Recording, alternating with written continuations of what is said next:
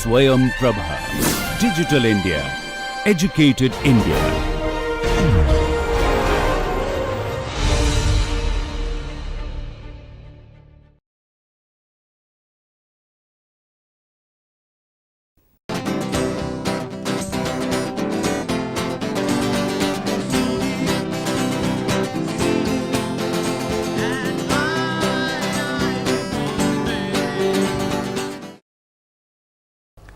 Hello and welcome to lecture number 39 of this lecture series on introduction to jet propulsion. So, in this lecture series on jet aircraft propulsion, we have had quite some interesting discussion on different components of jet aircraft engine. Before that, of course, we also discussed about the cycle analysis, both the ideal cycle as well as the real cycle analysis of jet engines. Subsequently, we also got an opportunity to talk in depth about different components which constitute a jet engine, starting from the intake, the fan compressor, combustion chamber, the turbines, and of course, the nozzles. We have seen different types of these components, like different types of intakes, different types of compressors, this axial and the centrifugal compressor, the combustors, the turbines, and also the different classifications of nozzles. So, after having discussed these different components, these individual components in detail, we also started some discussion on matching of the components. Subsequently, we have had some discussion in the last few lectures on ramjets and pulse jets. So, I think I have mentioned several times that ramjets are very simple types of engines, and if in fact pulse jets are also very simple engines, in the sense that both these engines do not really have the rotating components which are characteristic of the traditional or conventional jet engines like turbojets or turbofans and so on. So, the absence of these rotating machinery makes the whole engine at least conceptually very simple. But so you may wonder, if they are very simple, why is it that they are not used, and why do we have to really use these complicated machinery in actual practice? Well, there are practical limitations of using these engine concepts, and for example, ramjets cannot generate any static thrust. So, if you were to use ramjets on an aircraft, the aircraft cannot take off because ramjets cannot generate any static thrust, and ramjets are more efficient only in supersonic Mach numbers.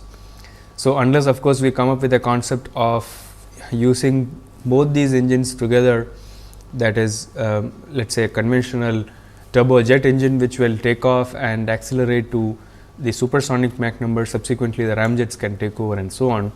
There are some of these concepts which I think we will discuss in the next class, which will be our last class on last lecture on this lecture series.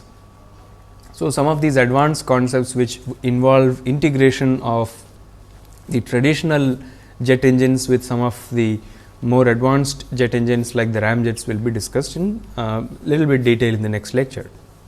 In today's lecture, we are going to discuss about the ramjets, the components of ramjets, and how do we take a look at in detail what are the different constituents of a ramjet and how can we analyze ramjets and so on. So, so in today's lecture, let us take a look at what are the topics that we are going to discuss.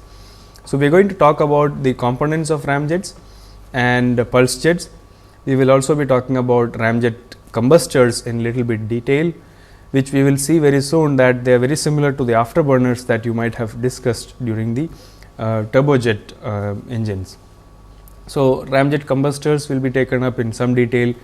We will also see how we can analyze ramjet combustors and determine total pressure loss across combustors and so on.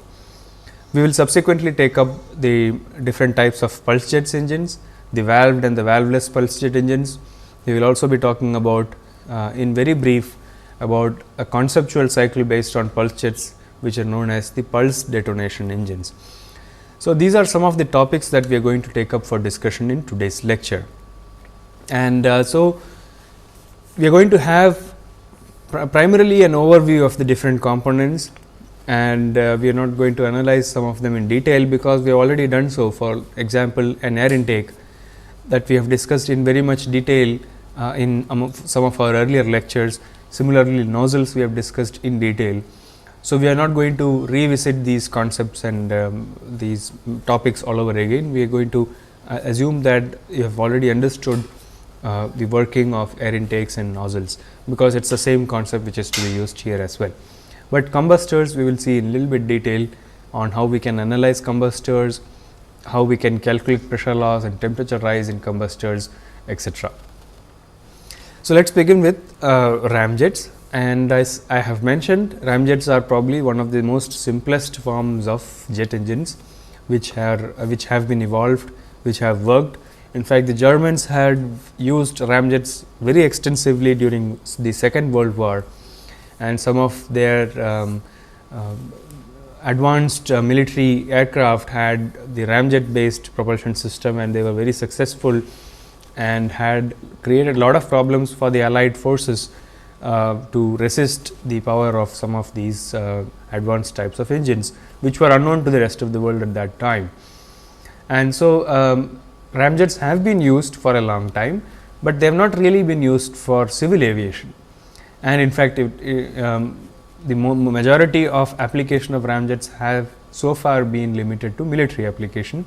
They are still used primarily for missile propulsion. So, many of the missiles which have to have longer range will benefit by using an engine like a ramjet, because ramjets are air breathing propulsion system, which means that a missile which uses ramjet engines does not have to carry an oxidizer, it just has to carry a fuel, and since ramjets are air breathing, that will improve or increase the range of such missiles, and some of the long range missiles actually use ramjet engines. Of course, the initial part of the missile will still have a booster phase, which will be a rocket propellant or rocket engine, which could be either solid propellant or a liquid propellant, which will take the missile to a certain Mach number, from which the ramjets can begin to operate. And so, they have been used and they are still used in many of the modern day missiles, but they have not really been used in aircraft application, or at least now. But some of the earlier generation aircraft which had supersonic cruise used ramjet engines, but they are not used anymore, and they have definitely not been used in civil aviation. But ramjets being very simple, in the term of at least conceptually very simple to design, and so besides the fact that ramjets do not have rotating machinery, makes the design of ramjets even more simpler, and that is the reason why ramjets still have a lot of potential in terms of their application to civil or military aviation. So, let us take a look at a few salient features of ramjets before we go on to the components of a ramjet. So, in a ramjet, there are basically three components, as we know. Ramjets consist of intake, they consist of combustion chamber and the nozzle. So, how does the ramjet work? We have seen that in a little bit detail in the last class. In a ramjet, the compression process is taken care of purely by the intake, because ramjets, as we know, as even the name suggests, depend basically upon the ram compression of air. That is, as the engine is moving at very high speed, the incoming air is decelerated from very high Mach number to very low Mach number, subsonic Mach numbers, and in that process there is a substantial increase in pressure. So, that is the basic principle behind compression of air, incoming air, just within the intake. So, intake of a ramjet not only serves the purpose of an intake as such, they also take care of the compression as such. So, the entire compression process is handled by the intake. Downstream of the intake, we have a combustion chamber. Combustion chamber, as we will see very soon, is very similar to that of an afterburner, and these combustion chambers have certain flame holding devices to ensure that the flame is held stable within the combustion chamber and does not really move out. And downstream of the combustion chamber, we have the nozzle, which accelerates the combustion products through them, resulting in thrust which is generated, and that is what propels the ramjet forward. So, with the use of just three simple components, ramjets are able to generate thrust, and ramjets have over the years been demonstrated to be very successful, but there are a lot of disadvantages which we have been discussing. The main disadvantage being the fact that ramjets cannot generate static thrust. So, in a ramjet engine, The intakes, in fact, all the three components are important, but the intakes will play a little more importance in a ramjet because they have to take care of not just the capturing air from the free stream. Intakes also need to carry out the compression process. So, intakes form a very important component of ramjets, and after the intake, as we have discussed, the compressed air from the intake goes into the combustor, and combustion products are expanded through the nozzle to generate thrust.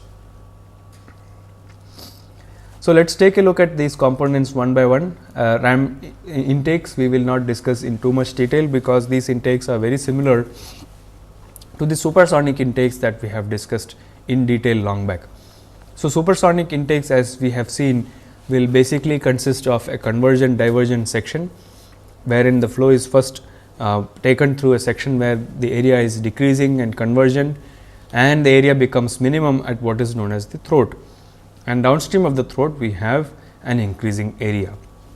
And we have seen that the intake operation is very sensitive to the inlet and exit conditions, which means that if we have a fixed intake, then it operates efficiently only for its design condition, and under off design conditions the intake performance can be grossly suboptimal, and therefore, these intakes have to necessary that these intakes have certain variable geometry features incorporated in them, so that when the aircraft is operating under off design conditions, the intakes can still deliver thrust, which is thrust and other performance parameters, which are not very far from the optimal value. And typical ramjet intakes will have a spike or a center body, which can be adjusted to adjust the location of the shocks. So, a ramjet, as we have seen, is more efficient when it operates at supersonic Mach numbers, which means that the deceleration in the intake occurs through shock waves. And we have seen different types of intakes. We have seen external compression, mixed compression, internal compression intakes, and fixed and variable geometry, and so on. So, most of the ramjets that have flown so far have axisymmetric geometry. They do not really have a 2D geometry, because the whole engine is very simple, and so if it is 2D, then the 2D geometry has to be really converted to circular in the combustion chamber, and then again the nozzle. So, normally the ramjets that have been demonstrated over the years have an axisymmetric geometry, and so the intake center body is also an axisymmetric spike, which can be adjusted so as to locate the shocks according to our desired positions. And usually the intakes ramp will have or will generate 2 or 3 oblique shocks, eventually ending in a normal shock, because in a ramjet the combustion can take place combustion takes place in subsonic speeds. So, a supersonic Mach number flow has to be decelerated using these shocks, and then it becomes subsonic before it enters the combustion chamber. So, through these shocks, of course, there are stagnation pressure losses which are incurred, and we have seen that, but these can be controlled or kept minimal by ensuring that there are enough number of oblique shocks before a normal shock. So, we may not want to really use a single normal shock to decelerate a supersonic Mach number to a subsonic Mach number, because that incurs a lot of stagnation pressure loss, which will eventually result in thrust loss. So, use of few oblique shocks, 2 to 3 are the ones which are commonly used, 2 or 3 oblique shocks followed by a normal shock. That would be a kind of an optimum configuration for a typical ramjet intake. So, after the normal shock of a ramjet intake, then the intake then progresses and becomes a purely subsonic diffuser, because after the normal shock the flow is subsonic. So, then downstream of the normal shock we have a diverging area. Diverging area in a subsonic flow leads to deceleration. So, the flow is further decelerated from high subsonic to low subsonic before the flow enters the combustion chamber, because in the combustion chamber we would like to have relatively lower velocities, so that there is enough time for the fuel to burn within the length of the combustion chamber. Because if we have a flow which is coming in at very high speed, there are 2 issues. Firstly, it may lead to stability issues. The flame may not be stable in the combustion chamber, and the other thing is that that would also necessitate a larger length of the combustion chamber, so that the fuel has enough time to ignite and burn within the combustion chamber. So, these are to be avoided, and so we would like to decelerate the flow to a relatively low velocity before the flow enters the combustion chamber. So, these are the different functions of the intake. We have already discussed intake in lot more detail earlier on, so I will not go into the details of that all over again, but let us look at the next component, which is the combustor. We have already seen and discussed about combustors, the main combustors of jet engines, and there we have seen there are different types of combustors, the can type, the can annular and cannular type, and so on. So, in a ramjet combustor, the main combustor is different. A ramjet combustor is very different from that of the main combustor of a jet engine, but the ramjet combustor can be very similar to an afterburner. We have also seen some afterburner geometries earlier on. So, ramjet combustor has some similarities with an afterburning or an afterburner of, let us say, a turbojet engine. And so, we will discuss about some of the components or details of a typical ramjet combustor. So, unlike in turbojets where there are rotating components, ramjets do not have any rotating components. So, that is a big advantage for a ramjet, because we can now afford to have temperatures which are much higher than what were used in conventional jet engines. So, there are maximum temperatures as high as 3000 Kelvin have been commonly used in ramjets, which are unthinkable for conventional jet engines, because there are limitations by the turbine blade, which limits the temperature to about 1500 or 1600 Kelvin and not beyond that. Whereas, in ramjets we can use temperatures as high as 3000 Kelvin, which is a substantially higher temperature. And ramjet combustors, as I mentioned, are very similar to the afterburners which are used in turbojet engines.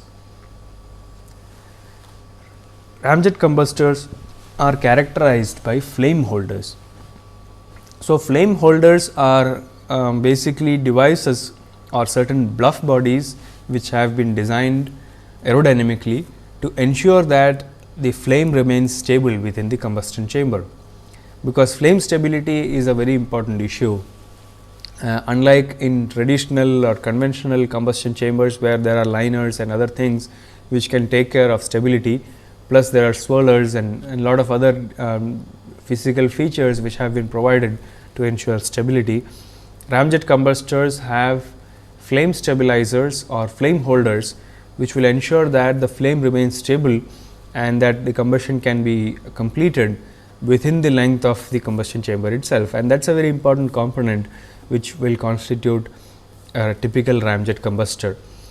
But of course, the presence of these flame holders may also lead to stagnation pressure loss, and so the designers of combustors would need to keep in mind, although we would like to have a larger surface area of these flame holders for better flame stability, increase in surface area can obviously lead to increase in stagnation pressure loss. So, there is an optimization problem there, where one would like to keep the flame stability limits as high as possible. At the same time, we would also like to ensure that the stagnation pressure losses are kept minimal, because stagnation pressure loss in the combustion chamber will lead to thrust loss. Eventually, it will all affect the thrust. So, designers would need to carry out an optimization to ensure that the flame stabilizers or flame holders not only give a fairly reasonable stability margin, it also ensures the pressure losses, stagnation pressure losses are kept minimal. So, that is one of the things that the designers would like to keep in mind. So, this is a typical schematic of a ramjet combustor. As you might have seen, it is very similar to that of an afterburner. Now, in this schematic, let me explain what this is all about. So, here we have the inlet or intake exit. So, the air which is coming in from the intake, so exits at this point. So, this is probably the exit of the intake, and somewhere on the center body one might want to keep the fuel injectors. So, fuel is injected through the center body here, and then this entire length from here all the way up to the nozzle entry constitutes the combustion chamber. And somewhere here we might have the flame holders, which I mentioned are typically bluff bodies which are aerodynamically designed, and these flame holders ensure that the flame is restricted to the combustion zone. So, combustion region is somewhere here. We will see the operation of a flame holder in little more detail later on. So, the flame is held stable or tried to be stable within this combustion zone. After the combustion region, of course, we have the nozzle, where this is the nozzle entry. We have the convergent section, then ending in a throat, followed by a divergent section. So, this is a typical ramjet combustor, and as you can see here, the intake exit also has a divergent section, because we are continuously decelerating the flow. In a subsonic Mach number, a diverging area leads to deceleration. So, that is how we accomplish deceleration, by increasing the area. Fuel is injected here and it gets ignited because of the and the flame is held stable by the use of flame holders, which ensure that the flame is held stable within the combustion region itself. So, I mentioned about the flame stabilizers. Let us now look at what is it that flame stabilizers basically do.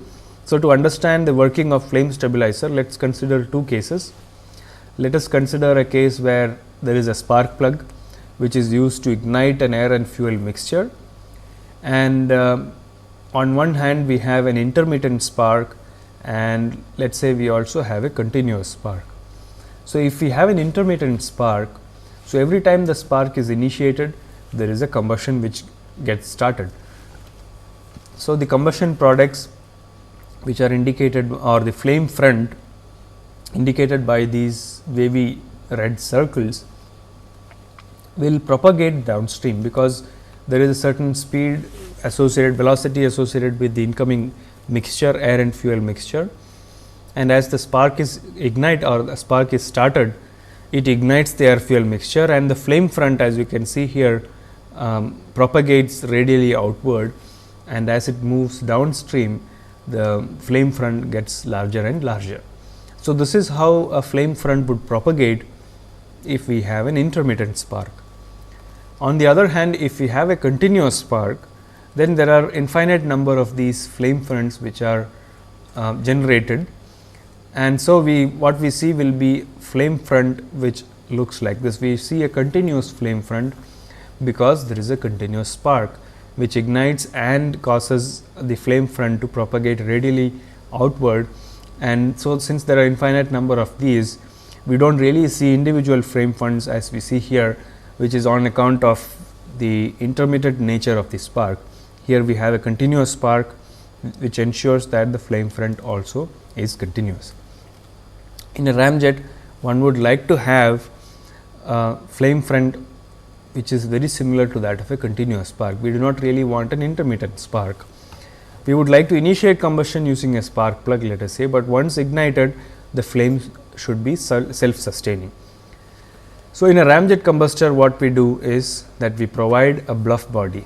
So, you can see here the bluff body, which is very similar to the bluff body I had shown for the ramjet combustor. So, let us go back there. So, these are the flame holders, as you can see.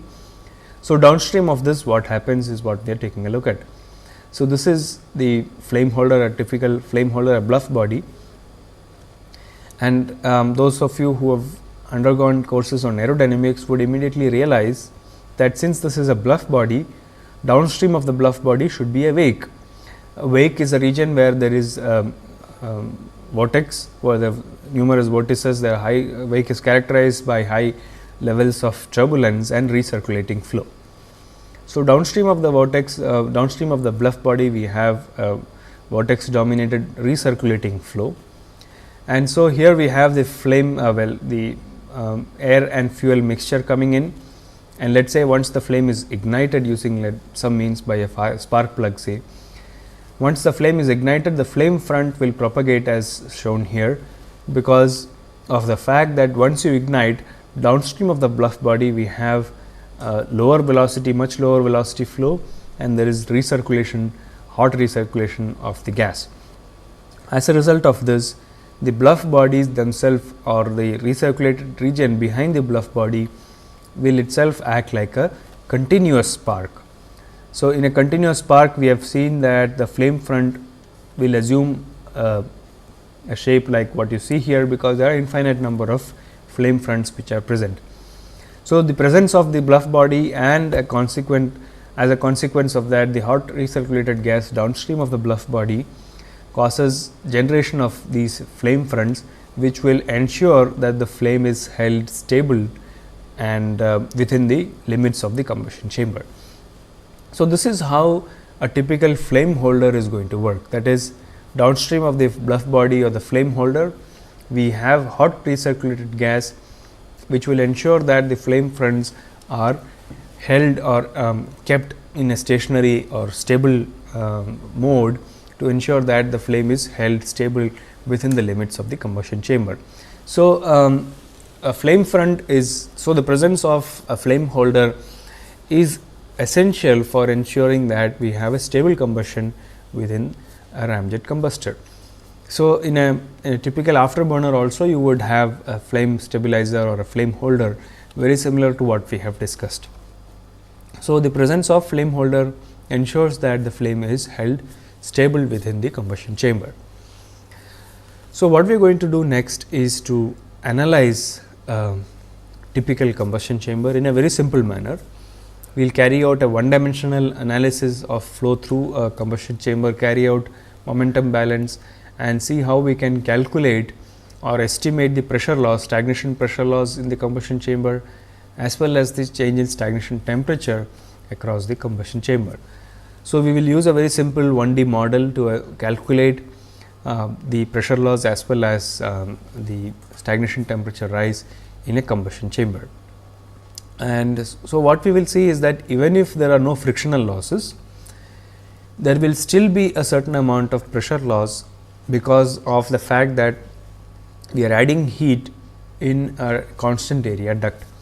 So, those of you who would have studied Rayleigh flow, which is basically basically flow through constant area duct with heat transfer, will understand the fact that there will be a pressure loss associated with heat addition in a constant area duct. And this is not because of the fact that there is friction. Even if we assume no frictional losses, there will still be a certain amount of total pressure loss which comes into picture. So, we are going to analyze flow where we will calculate the total pressure loss, not just because of friction also we will assume there is something present, but even otherwise we will see that even if the frictional losses are 0, there will still be a certain amount of pressure loss. So, to analyze that, we will consider a 1D flow in an afterburner or a combustor. We will obviously assume that the flow entering and leaving the combustor are uniform, and that the flame holders will exert a certain drag, which we will denote by D on the flow. So, this drag is towards the left hand side, as we will see little later. So, this is the simplistic combustor model that we are talking about. U2 refers, station 2 refers to the inlet of the combustor, station 4 refers to the exit of the combustor. So, let us say U2 is the flow axial velocity entering the combustor, and U4 is the axial velocity leaving the combustor, and within the combustor zone, which is indicated by these dotted lines, we have these flame holders as well. So, this is a very simplified model of a combustion chamber flow, and we are going to analyze the flow that is basically applicable for this kind of a very simple 1D combustion flow. So, flow through this, we will as I had said, the flame holders exert a certain drag, which is towards the left hand side, and therefore, we denote it by the parameter D, which is basically drag. Difference in static pressure at the inlet and exit is possible, and therefore, there is a corresponding force associated with that, and that is denoted by P2 minus P4 multiplied by the cross sectional area. So, this is the net change in momentum of the force, which is basically the difference in the momentum of the flow between the exit and the inlet. So, exit momentum is basically mass flow rate at the outlet multiplied by the corresponding velocity. Similarly, the mass flow rate at the inlet multiplied by the corresponding velocity. So, of course, mass flow rate at the inlet and outlet are more or less same, except for the fact that m dot 4 also includes certain amount of fuel which is added in the combustion chamber. So, this we can simplify now. When we simplify that, we get P 2 minus P 4 is rho 4 u 4 square minus rho 2 u 2 square, basically because mass flow rate is rho into A into u. So, A is common factor here, so which gets cancelled out, and therefore, mass flow rate becomes rho times u 4 multiplied by u 4. So, rho u square minus rho 2 u 2 square plus k times half rho 2 u 2 square. Here k is assumed to be the pressure drop due to friction. So, that also accounts for the drag which has been accounted for in this parameter k. Now, we shall now express this in terms of Mach number. So, Mach number we know is m square, which is basically the ratio of velocity square to speed of sound, which is square root of gamma r t, which is gamma p by rho. So, we express this equation that we have written P 2 by P 4 as 1 plus, we have expressed all these which have all these velocities ratio of density and velocity square in the form of Mach number. So, we have P 2 by P 4 is 1 plus gamma m 4 square minus gamma m 2 square into P 2 by P 4 plus k times gamma m 2 square by 2 into P 2 by P 4. So, this is simplifying this equation that we have written here. We have simplified that into in the form of P 2 by P 4. So, basically we divide throughout by P 4, we get P 2 by P 4 minus 1 is equal to this, and that is how we get 1 plus gamma m 4 square and so on. So, this again can be simplified. We have simplified that in the form of what is seen here, because we have P 2 by P 4 on both the sides. So, if we express that in the form of the static pressure ratio, we have P 2 by P 4 is 1 plus gamma m 4 square divided by 1 plus gamma m 2 square into 1 minus k by 2. Here k is the parameter which is associated with the pressure drop. So, which means that even if k is 0, which means if there is no frictional losses being assumed, there will be always a certain pressure difference, because of the fact that the Mach number is different as you add heat in a constant area duct. So, we will now proceed to express the static pressure ratio in the form of stagnation pressure ratio. So, P 2 by P 4 in terms of stagnation pressure ratio from the isentropic relations. So, the above equation which we can simplify, we get 1 plus gamma m 2 square into 1 minus k by 2 divided by 1 plus gamma m 4 square, this whole thing multiplied by 1 plus gamma minus 1 by 2 into gamma m 4 square divided by 1 plus gamma minus 1 by 2 into gamma m 2 square whole raised to gamma by gamma minus 1. So, here we have expressed the total pressure ratio. The previous equation was for static pressure ratio. We have now expressed that in terms of the total pressure ratio. So, if we assume that the fuel added is much less as compared to the mass flow rate of air itself, we have m dot 4 is equal to m dot 2, and from state equation we have P is equal to rho r t. Then we can also express the static pressure ratio in the form of stagnation temperature ratios. So, we have P 2 by P 4 is u 4 by u 2 into T 2 by T 4, which is m 4 by m 2 square root of gamma square root of T 2 by T 4, which again we have expressed in terms of the isentropic relation square root of T 0 2 by T 0 4 1 plus gamma minus 1 by 2 m 4 square by 1 plus gamma minus 1 by 2 m 2 square. So, stagnation temperature ratio can therefore be expressed, because we have stagnation temperature ratio here. We have simplified this equation. We can express the stagnation temperature ratio T 0 4 by T 0 2 as 1 m 4 square by m 2 square into 1 plus gamma minus 1 by 2 m 4 square by 1 plus gamma minus 1 by 2 m 2 square. This multiplied by 1 plus gamma m 2 square into 1 minus k by 2, this whole square divided by 1 plus gamma m 4 square, the whole square. So, we have now two equations which we have derived from fundamental one dimensional analysis of flow through combustors. One of them is pertaining to the stagnation pressure drop across the combustion chamber, and the other one pertaining to the stagnation temperature rise across the combustion chamber. And both these equations we have seen there is a parameter k, which is denoting the pressure loss in the pressure loss as a result of or frictional losses associated with the presence of the effects of viscous forces or viscous effects. Even if we assume k to be 0, we will still see that P04, P02 by P04 and T04 by T02 still have a certain number associated with them, which means that there will still be a certain stagnation pressure loss occurring, not just because of friction, but because of the fact that we are adding energy or heat into a constant area duct, and in the absence of friction also it leads to a certain pressure loss.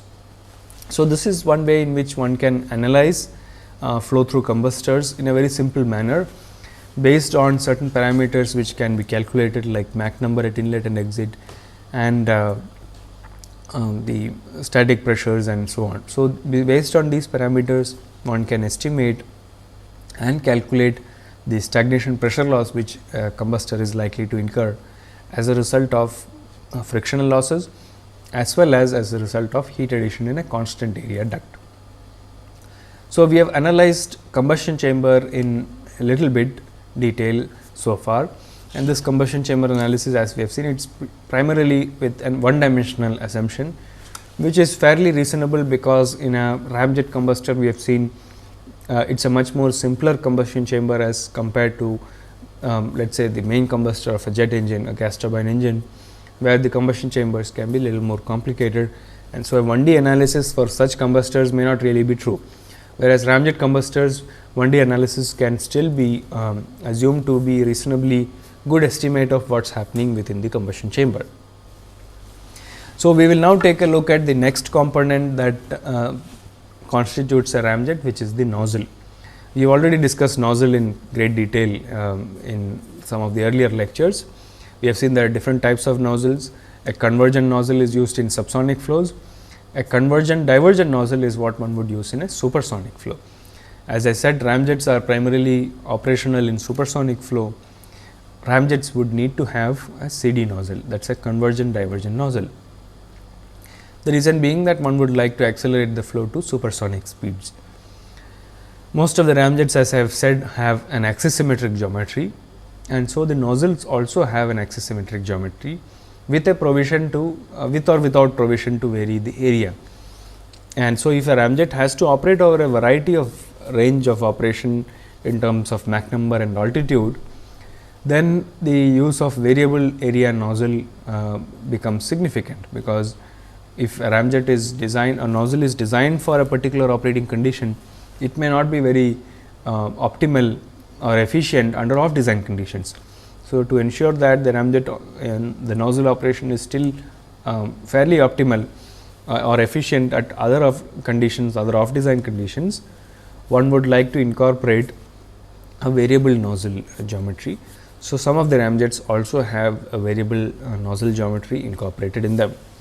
And so, most of the nozzles, as I said, are axisymmetric, and variable geometry is basically required for optimal operation under various operating conditions. So, we will not discuss more details of nozzles, because we have already discussed one full chapter on nozzles, different types of nozzles. Now, there is another aspect of ramjet, that ramjets can be of different types. So far, we have seen ramjets, the ones which we have discussed, at least the schematic that I have shown in the last class was true for one type of ramjet, and there are several other variants or types of ramjets which have been proposed. Some of them have been used and some of them continue to be on the conceptual level, but seem to show promise. So, let us see what are the different types of ramjets which are possible. Again, we will not go into too much details of the geometries, etc., because that is not really in the scope of the syllabus of this course. So, there are variants of ramjets, and there are different types of configurations which can be thought of. So, the conventional ramjets, which is what we were discussing so far, are sometimes referred to as can type ramjets, because their combustors are similar to the can type of combustion chamber of a gas turbine engine. So, these are basically called can type ramjets, sometimes denoted by CRJ. Depending upon the fuel that is used in ramjets, one could have either solid fuel ramjets, which are SFRJ, or liquid fuel ramjets, or gaseous fuel ramjets. So, either of all these three possibilities are there, the liquid fuel ramjets being little more popular than the others. Now, ramjets can be integrated with a rocket, because as I said, ramjets cannot take off on their own, which means they need some assistance in taking off or reaching their starting speed, and most often rockets are used for carrying the ramjet to the desired speed. So, such ramjets are called integral rocket ramjets or IRR. Now, again depending upon the kind of fuel which is used, you may have a solid fuel integral rocket ramjet or liquid fuel integral ramjet, or even a gaseous fuel integral ramjet. And it is also possible that one can combine a ramjet with one of the conventional engines, ramjets combined with, let us say, a turbojet engine. So, a turbojet will take off the aircraft, take it to a certain desired speed before the ramjets can start operation. So, such engines which are combination of ramjets and conventional engines are called the combined cycle mode, and these are called the air turbo ramjet. I think in the next class, that is the last lecture, we will see some more details of air turbo ramjets and what is meant by air turbo ramjets and how they operate and so on. We will leave those details for the next class.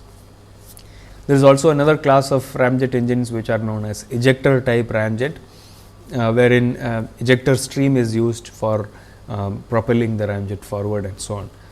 So, as you can see, there are different types of ramjets which are possible. We have only discussed one of them in detail, that is the conventional ramjet or the can type ramjets, and of course, there could be variants of these ramjets depending upon the cycle they are operating and their function that these ramjets are required to operate upon. So, this winds up our discussion on ramjets in some detail. Let us move on to pulse jets. We have also already discussed pulse jet and their cycle analysis in the last class. Today, we are going to discuss about different types of pulse jets, and we will see what are the different features of these two different types of pulse jets.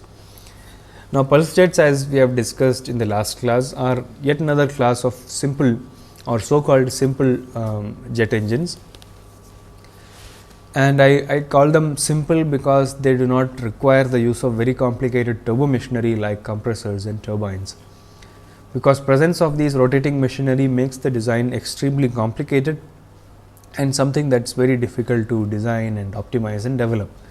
Whereas ramjets and pulse jets, at least pulse jets for that matter, are so simple that one can actually try and develop them in a laboratory scale, and many of them have been actually demonstrated on a very amateurish lab scale, unlike jet engines which cannot really be demonstrated on such a scale, which is why pulse jet engines are much more simple and even in fact simpler than a ramjet engine for that matter.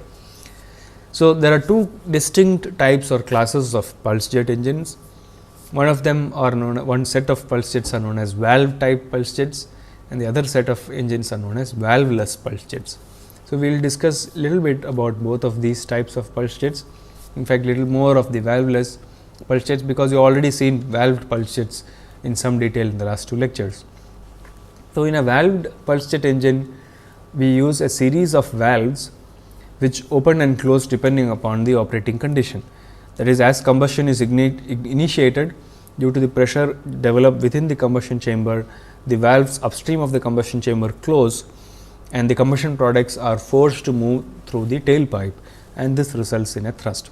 So, as the engine generates thrust, the valves again are forced to open because it will also draw in air from the ambient, and then again we initiate or ignite or inject fuel in the combustion chamber, and that again leads to combustion and the valves close and combustion products are exhausted through the tailpipe, and this continues.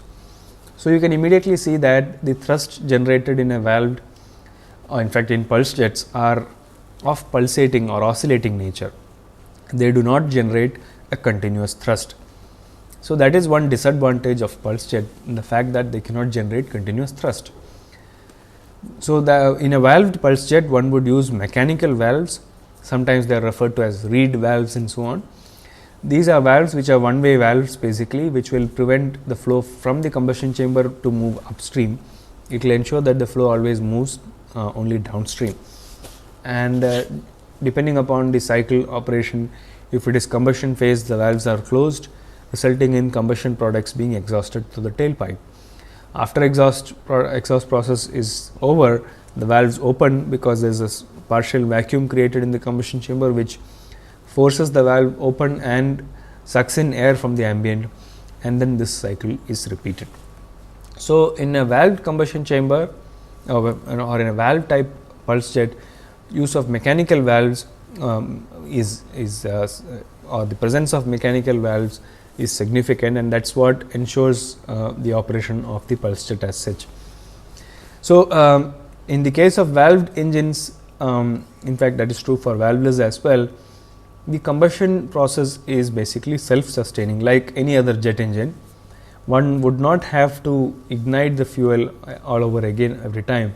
So, once you ignite it and the engine starts, then the combustion is basically self-sustaining, and the valves basically operate when the combustion initiates in the combustion chamber, the valves close and the combustion products are expelled through the tailpipe to create thrust. So, this is a valve type of combustion pulse jet, but there is a big disadvantage for valve type of combustion valve type of pulse jet. The major disadvantage being the fact that presence of these mechanical valves means that there are a lot of possibilities of wear and tear, and which indeed happens, that valve type of combustion pulse jet do not really have a large life, in the sense that they can operate for about 30 minutes or so, beyond which the valves of the mechanical valves will wear out and the operation becomes extremely inefficient.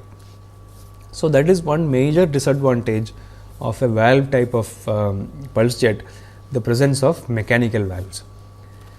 So, this can be overcome by avoiding the use of mechanical valves altogether, but then how do you create a pulsing effect and generate thrust? So, this can be accomplished by using what are known as valveless pulse jet engines, which use aerodynamic valves. They do not really have mechanical valves, but they have aerodynamic valves. So, in a valveless pulse jet engine, the major disadvantage being the presence of mechanical valves. There are of course wear and tear, reliability issues, and of course noise problem, which can be partly overcome by using valveless pulse jet. So, valveless pulse jets do not have mechanical valves, but they have aerodynamic valves. Now, the problem of noise is still continuing. Even in a valveless pulse jet, one would still have a lot of noise to deal with, but the issue of wear and tear and reliability is much better in valveless pulse jet as compared to the valve type of pulse jets, which is why valveless pulse jets also have been explored. Some of them have actually been used and flown, at least to demonstrate the concept.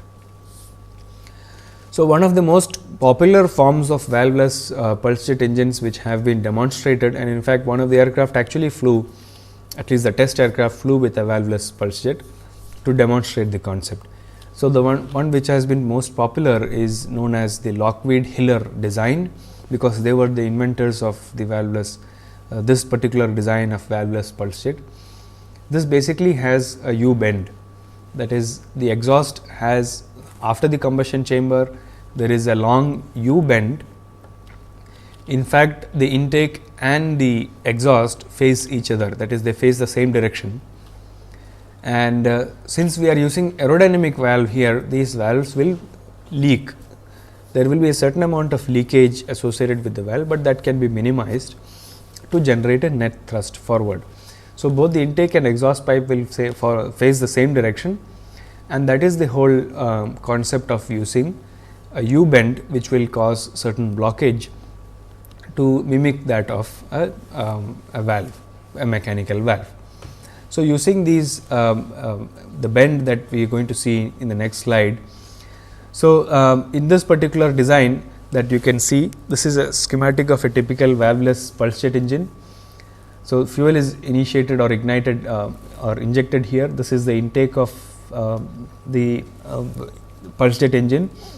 So, the air is drawn into the pulse jet, fuel is injected here and ignited, and once ignited the combustion products will be expelled through the exhaust. You can see that there is the length of these two are differential, and so combustion products are expelled or exhausted through this.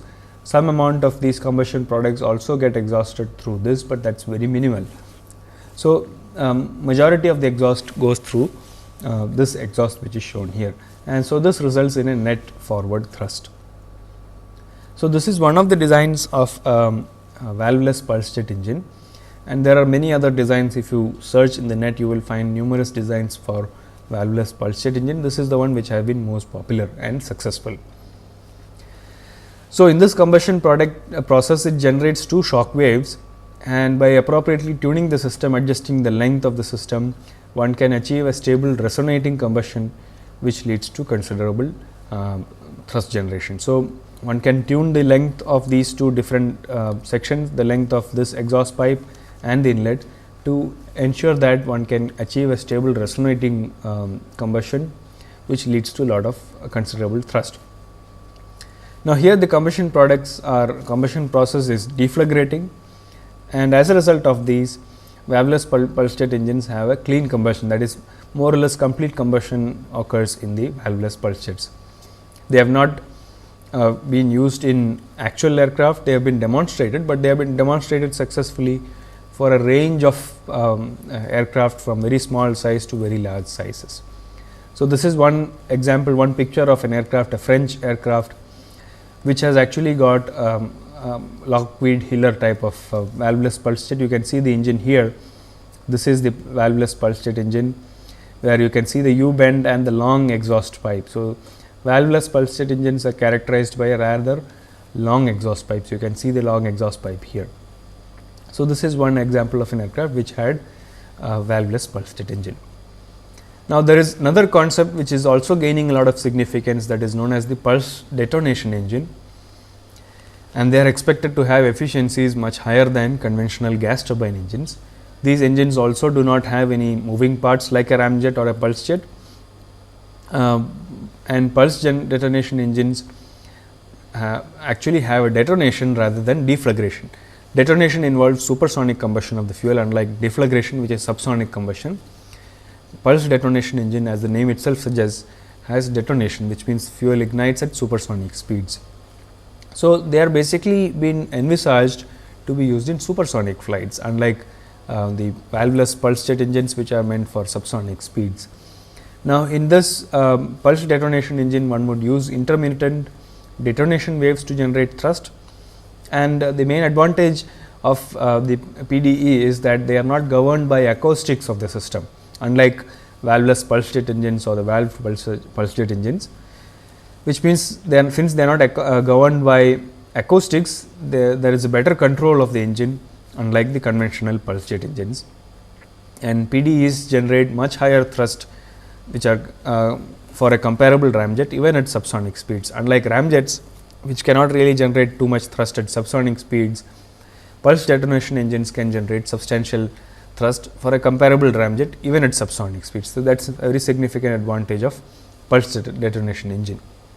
And so, there are different modes of operation of pulse detonation engine, like it can be used as either a standalone engine, wherein we have just a series of these tubes which constitute the PDE, and then all of them operate simultaneously to generate thrust, or you can integrate with other cycles. You can have a combined cycle, or you can have a hybrid cycle. In combined cycle, one would like to add a PDE, pulse detonation engine, to flow path of a ramjet or a scramjet, and therefore, it enables operation even at subsonic speeds and also at hypersonic speeds. So, a combined cycle PDE can actually enable operation of an engine from all the way from subsonic to hypersonic speeds. And the third type of PDE are known as hybrid engines. Hybrid engines would involve use of PDE along with a conventional jet engine like a turbofan or a turbojet, typically a turbofan, where one would like to place the PDE in the bypass duct, and in addition to the core duct, which is like the normal engine, we can place the pulse detonation engines in the bypass duct, a few of them annular in the annular location, and they also generate additional thrust. So, of course, these are all concept at the moment they are all conceptual, and maybe in the future one might see some of these engines being used in operation, and since they are at least theoretically supposed to have much higher efficiencies than conventional engines, it makes a lot of sense to try and explore the possibility of using pulse detonation engine for aerospace propulsion. So, that was very quick overview of different types of pulse jets, valve type, valveless types, and the pulse detonation engines. Let me recap what we discussed in today's lecture. We started off our lecture with discussion on ramjets. We had quite some discussion on ramjets, basically focusing on the combustion chamber of a ramjet, because we already discussed intakes and nozzles in lot more detail earlier on.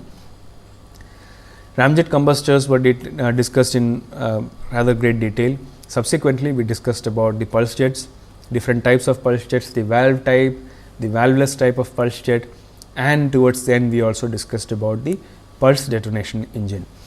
So, with this I would like to wind up this lecture, where we had been discussing about ramjet engines, types of ramjets, and the combustion chamber of a ramjet in detail, and types of pulse jet and the pulse detonation engine. So, we would be winding up our lecture series in the next lecture, where we will also be talking about some of the future concepts of aircraft propulsion and other emerging concepts which we may see in operation a few years from now. So, that brings us to the end of this particular lecture, which was lecture number 39.